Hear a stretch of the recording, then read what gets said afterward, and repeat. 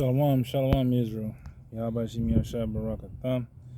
And Shemaratha there to all the brothers and sisters out there who still in this truth, who are still fighting the good fight, who are still holding on to when it seems to be no end in sight from all of the plagues or death or destruction that's all around us. Shalom to everybody. It's been a long time since I've done this. It's been a long time. Going through a lot, trying to do things on my own, reaching out and stepping out, trying to make things better for the family. I'm sure that everyone has done the same thing for theirs as well, right? So with that being said, before we get into this, we give all honor and glory to Yahweh by Shem Yahushua. And I just wanted to bring out this video because it's really impromptu. Someone told me I should do it, but yeah, wait on my spirit and everything. But I said I'll go ahead and do it because it's other things we're trying to step out to do as well. So with that being said, this is the season, and we're in the season of the Passover right now. It doesn't matter when you celebrate. To me, when you're celebrating your Passover, I'm just glad you're celebrating your Passover. Excuse me for the way I look, because I was just out here just pressure washing just a second ago. So my beard and everything else, I'm not being on point with all my other stuff, trying to look all good and fancy, because it's not all about that for me. But this is the season for Passover, and same time with Passover is unleavened bread.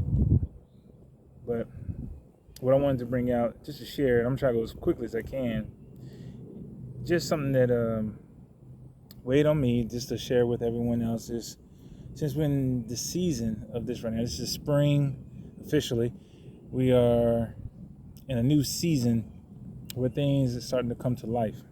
But at the same time, we are supposed to be still killing off the old man that's within us. We're not supposed to still be those same bruised that we were 1, 2, 3, 10, 20 years ago, since we were born. We're supposed to be different. We're supposed to be special, set apart.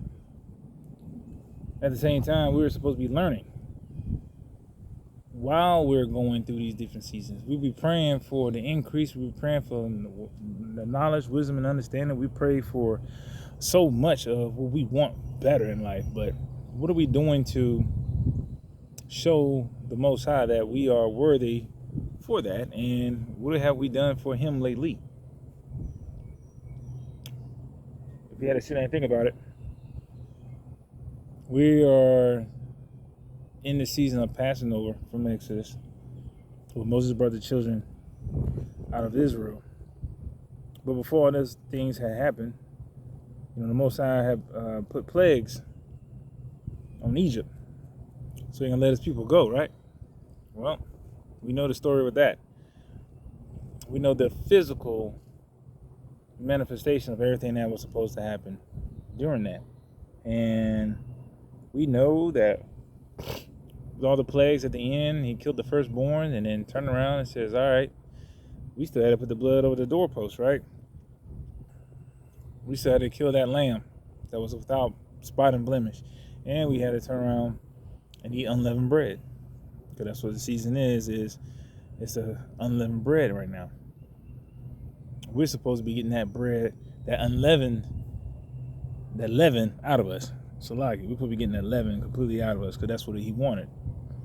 So I wanted just to bring this out to talk about the spiritual side of everything, because I know when we read the Bible and it tells you to do ABC, or you're going to get XYZ. But what is it the Most High really wants us to learn through this? We know things has happened before for our learning right now. Things that happened in the past will happen again in the future. But the things that's happened in the past, if you don't know your past, as they used to say, you're doomed to repeat it. But the point of it is, you're going to repeat it, but you need to know exactly what happened in the past. So you need to be reading. You definitely need to read and study to show that stuff of being approved. And we also know that when you're also trying to get this understanding, you got to get it, man. Wisdom out there just be asking, let me in, and we just be ignoring wisdom. Or we think of ourselves as being wiser than the next. Some people think they're just above teaching and everything else. But that's not what we're talking about. What we're talking about is, what does he want us to understand? How does he want us to understand it? So I just want to bring out in the Bible, let's go to the book of Leviticus. I got mine. And I'm just going to go to Leviticus 23 when we talk about all the different feast days. And I just wanted to give you just a quick thought during this season. This is spring. Things happen in the spring, in the summer, and things happen in the fall. We always say that the dead season, when nothing really happens, nothing grows, nothing, is in the winter. But at the same time, there's still things that still need to be done, regardless of the season. So let's get some more. So I'm gonna try to run through this. I might skip a couple of verses, but the majority of it, I'm gonna stay in Leviticus 23. All right. So if you get lost, just read over and you'll see what I'm reading from. And I'm reading out of the King James. So without further ado, let's go ahead and get into it. So let's start with Leviticus 23:1. It says, and the Lord spake unto Moses, saying, speak unto the children of Israel, and say unto them concerning the feasts of the Lord, which ye shall proclaim to be holy convocations, even these are my feasts. 6 days shall work be done, but the 7th day is the Sabbath of rest, a holy convocation. Ye shall do no work therein. It is the Sabbath of the Lord in all your dwellings. Right the rip. 7 days, rest. 7 days, rest. Keep that in mind. There's something behind every time you hear that number 7. 7 this, 7 that. Let's put our spiritual glasses on and see what we can see. These are the feasts of the Lord, even a holy convocation, which ye shall proclaim in their seasons. Verse 5, in the 14th day of the first month at even is the Lord's Passover. And on the 15th day of the same month is the feast of unleavened bread. Unto the Lord 7 days ye must eat unleavened bread. In the first day ye shall have a holy convocation. Ye shall do no servile work therein, but ye shall offer an offering made by fire unto the Lord 7 days. In the 7th day is a holy convocation. Ye shall do no servile work therein. All right. So let's jump on that. It says, this is the same season that we're doing right now, the unleavened bread unto the Lord. 7 days must ye eat unleavened bread. And excuse me if you hear wind. I really can't tell. It's a little breezy out here. So I hope you can hear just fine. But it says 7 days. Again, you're going to be sitting here and doing what? What does the Most High want from you during these 7 days? You should be getting the leaven out of you. We see as a physical, we need to remove the leaven from our houses so we don't eat the defiled bread. He wanted us to hurry up because in Exodus, they left in a hurry, so they had to cook with unleavened bread because they had somewhere to be and they need to be out of town. But what's the spiritual side of this? He wants you to be getting the leaven out of you. What is that leaven? Definitely everything is the opposite of the fruits of the Spirit. So, in 7 days, you're supposed to be eating unleavened bread. These 7 days is your time to be cleansing your spirit.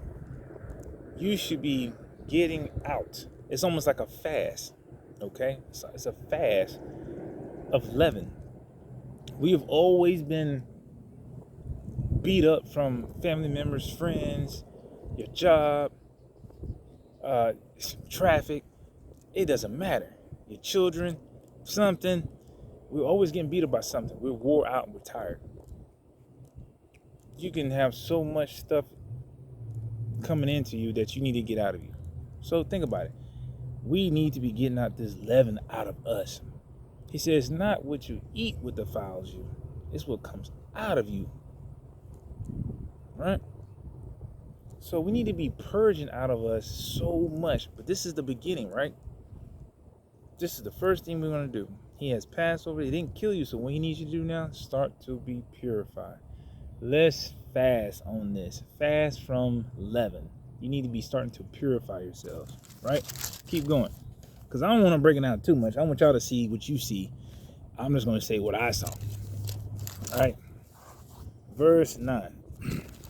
And the Lord spake unto Moses, saying, Speak unto the children of Israel, and say unto them, When ye be come into the land which I give unto you, and ye shall reap the harvest thereof, then shall ye bring a sheaf of the first fruits of your harvest unto the priest.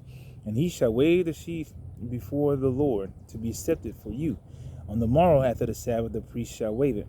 And ye shall offer that day, when ye wave the sheaf, and he lamb without blemish of the first year for a burnt offering unto the Lord.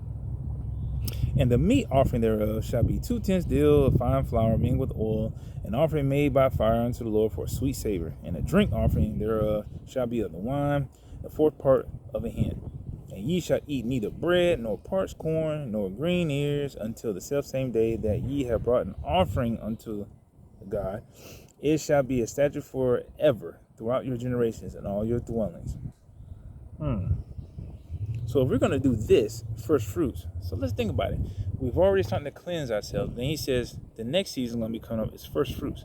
So what do he want you to do in first fruits? You're supposed to be bringing something. See, we see the physical. We need to bring everything he just mentioned. But what is the spiritual side of it? We are those first fruits he wants us to be. We need to come because we're supposed to be a new creature, a new man, a new woman. We need to be presenting ourselves before the Most High. Be renewed.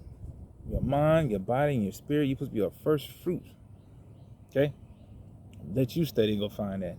You need to be that fruit. So when we're going through this unleavened bread, we're putting the good stuff in us. We want to get rid of the bad stuff so we can be ready to be an offering to the Most High. We need to be that first fruit. Let's keep going. And ye shall count unto you from the morrow after the Sabbath, from the day that you brought the sheaf of the wave offering, 7 Sabbaths shall be complete. So now we got more time. Again, more 7s in here, right?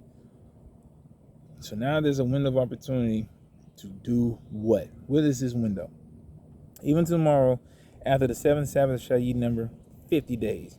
And ye shall offer a new meat offering unto the Lord. New meat offering. So after you've done purging yourself and you're the first fruits, he says, still in this window, you still need to be getting yourself ready and purging yourself out, right? Ye should bring out of your habitation 2 wave loaves of 2/10 deals. They should be of fine flour. They shall be baking with leaven. They are the first fruits unto the Lord. And ye shall offer with the bread 7 lambs without blemish of the first year, and 1 bullock, and 2 rams. They shall be for a burnt offering to the Lord, with their meat offering and their drink offerings, even an offering made by fire of sweet savor to the Lord. Wow, so he's telling you all these different things he wants you to offer. But what does he really want? He wants you. He wants you to be a sweet savior unto himself. Skipping down. 21. And ye shall proclaim on the selfsame day that it may be a holy convocation unto you. Ye shall do no servile work therein. It shall be a statute forever in all your dwellings, through all your generations. And when ye reap the harvest of your land, thou shalt make clean riddance of the corners of thy field when thou reapest, neither shalt thou gather any gleaning of thy harvest. Thou shalt leave them unto the poor and to the stranger. I am the Lord your God. Okay. Go down to 24. Speak unto the children of Israel in the 7th month, and the first day of the month shall ye have a Sabbath, a memorial of blowing of trumpets, a holy convocation. So we're sounding the alarm now. We're blowing the trumpets. So we're indicating to him, we have done these different things that you asked us to do. This is the next thing now. We're calling together in that solemn assembly. We're getting ourselves ready yet again for something else. What is it? Verse 25. Let's go ahead and go down. 25. Ye shall do no servile work therein, but ye shall offer an offering made by fire unto the Lord. Again, another offering, which is you. And the Lord spake unto Moses, saying, verse 27, also on the 10th day of the 7th month there shall be a day of atonement. It shall be a holy convocation to you, and you shall afflict your souls and offer an offering made by fire unto the Lord. Again, afflict your soul. Why? Because he wants you. He wants you from this whole season to be purified so you can be given to him. Right? We're still going with it. And you should do no servile work in that same day, for it is a day of atonement, to make an atonement for you before the Lord your God. He wants you to give yourself to him. He wants a broken and contrite heart. He wants your spirit to be clean. He wants your spirit to be focused on him. He wants you to think about him, worship him, meditate on the kingdom. Everything you think this Bible is talking about, you need to be doing it because the Most High wants you. Do it for the Most High, right? Keep going. Let's skip on down. Let's go down to verse 32. And it should be unto you Sabbath of rest, and ye shall afflict your souls in the 9th day of the month at even, from even unto even. Ye shall celebrate your Sabbath. And the Lord spake unto Moses, saying again, speaking to the children of Israel, saying, the 15th day after this month shall be a feast of tabernacles for 7 days unto the Lord. Here we go again with some more sevens. More time to be cleansed, more time to sit here and get yourself ready. What does he want you to be ready for? It says this is now tabernacles. On the first day shall be a holy convocation, ye shall do no servile work therein. 7 days shall ye offer an offering made by fire again. On the 8th day shall it be a holy convocation unto you, and ye shall offer an offering made by fire unto the Lord. It is a solemn assembly, and ye shall do no servile work therein. 37. These are the feasts of the Lord, which ye shall proclaim be holy convocations, to offer an offering made by fire unto the Lord, a burnt offering, a meat offering, a sacrifice, drink offerings, everything upon this day. So now we got to sit here and think. So we had atoned for our sins, so you want us to be clean, and then we're going to do tabernacles. Wow. But notice that he kept saying we need to make an offering. An offering. Everything is an offering. We're giving to the Most High. We're constantly giving to the Most High. We're always asking and trying to take from the Most High. What are we offering back to the Most High? This whole time, even before, we're offering. We're preparing ourselves, right? That's what we're doing. So let's keep going. It says he want to be a burnt offering, a meat offering, a sacrifice offering, a drink offerings, everything offering. This is what he wants you to have. That wine, you got to have that understanding, that knowledge, wisdom. You know what it is because y'all been studying. That meat offering, he wants you. He wants everything that you, because remember, he wants a return of his investment. He invested in you, but you're supposed to come back and give him something. What is that investment? It's you. So let's give him some of you. And this is what we're trying to do. So what else is it? All right, let's keep going. Verse 38. Besides the Sabbath of the Lord, and besides your gifts, and besides all your vows, and besides your free will offering, which ye give unto the Lord. Also in the 15th day after the 7th month, when you have gathered the fruit of the land, ye shall keep a feast unto the Lord 7 days. Another 7 days. And on the 7th day shall be a Sabbath. On the 8th day shall be a Sabbath. And ye shall take on you the first day of the boughs of the goodly trees, branches of palm trees, and the boughs of the thick trees, and the willows of the brook. Ye shall rejoice before the Lord your God 7 days. We're rejoicing. Everything's happening in these 7 days. Why? Because it's to prepare you. Prepare your mind, body, and spirit. You're trying to do what? He said, keep, and ye shall keep a feast unto the Lord 7 days in the year. It shall be a statute forever in your generations. You shall dwell in booths 7 days. All that are Israelites born shall dwell in booths, that your generations may know that I made the children of Israel to dwell in booths when I brought them out of the land of Egypt. I am the Lord your God. And Moses declared unto the children of Israel the feast of the Lord. That's it, right? So, what is it he wants you? But what's going on with the booths? The booths is he wants what? Your temple. Your temple is you. What does he want to dwell in? He wants to be able to dwell in you. So this whole entire time, and I got an airplane flying in my head. Now I know I'm crazy for being outside to talk about this, but I figure you're tired of seeing someone sitting in the office all day long or talk about nothing. I'll let you hear the birds or something. You know, I'd rather for you to listen to that. But as a matter of fact, I'm going to turn this camera around so you can see. I know you're tired of looking at my face. Hold on a second. Just like that. Because I'm done with the Bible. but I want you to be able to explain and see, right? What does the Most High want from us in those booths? We're thinking, oh, we got to prepare ourselves to go live in the tents and everything, because that's what he wants us to do, is be able to learn how to live in some tents. If we were sitting this whole entire time cleansing ourselves, preparing ourselves, and giving ourselves as this sacrifice to the Most High, why? Because he wants to turn and dwell within us. That's it. He wants to dwell within you. He wants that temple to be good. Would you invite him to your house knowing that you didn't clean up your house? Your laundry's all over the place. Floors are dirty. All the dishes in the sink. You know, you got dust everything on where. If you was to have company come over, you'll be embarrassed. Well, some of y'all are just nasty anyway. But that's just what it is. That's exactly what it is. So you wouldn't want to invite anyone, especially someone who was important, especially to you, to come by. You wouldn't want that. You wouldn't want to have someone come on, because especially when he comes unannounced, right? Are you prepared? So if he was to come back, are you prepared to be that sacrifice for him to say, I'm going to come? Because he did say, I'm going to come and knock, correct? So we have to think about this. He said, I'm going to come and be knocking on the door. Let me in, let me in. But are you willing to let him in? Do you want to let him in? What would you want to do for that? Because you want to let him in, but you're not ready. So you're going to tell him to hold on a second. Hold on. Let me go get my stuff together. So I guess you want to be like these 5 foolish virgins, right?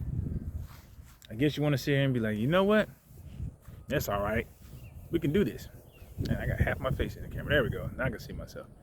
But that's what it is. And it's like, we're not getting ourselves ready and prepared as we're supposed to be.